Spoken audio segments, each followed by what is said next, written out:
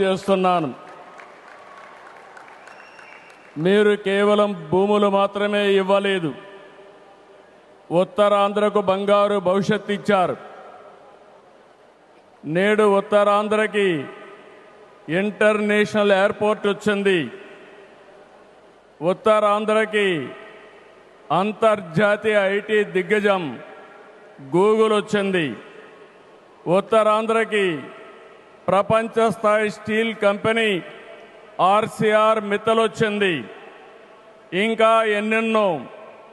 ఇవన్నీ ఎలా వచ్చాయి? ఒక్కసారి మీరు ఆలోచించుకోవాల్సిన అవసరం ఉంది. 2 ఏళ్ల క్రితం విధ్వంసమైన రాష్ట్రం. ఆ రోజు నేను, పవన్ కళ్యాణ్ గారు, నరేంద్ర మోడీ గారి నాయకత్వంలో మీ అందరికీ ఒక హామీ ఇచ్చాం. రాష్ట్రాన్ని పునర్నిర్మాణం చేస్తామన్నాం, నిలబెట్టుకున్నాం.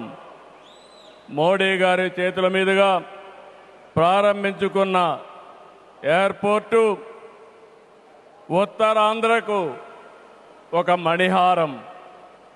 నేను అందుకే పదే పదే చెప్తున్నాను, ఉత్తరాంధ్ర కళలకు రెక్కలొచ్చాయి.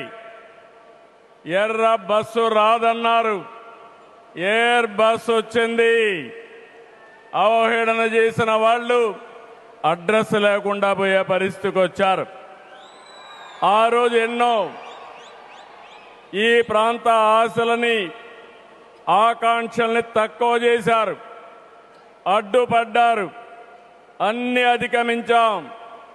అద్భుతమైన ఎయిర్పోర్ట్ ఈరోజు నిర్మాణం అయిందంటే ఇది ఉత్తరాంధ్రకి గర్వ కారణమని మరొకసారి విజ్ఞప్తి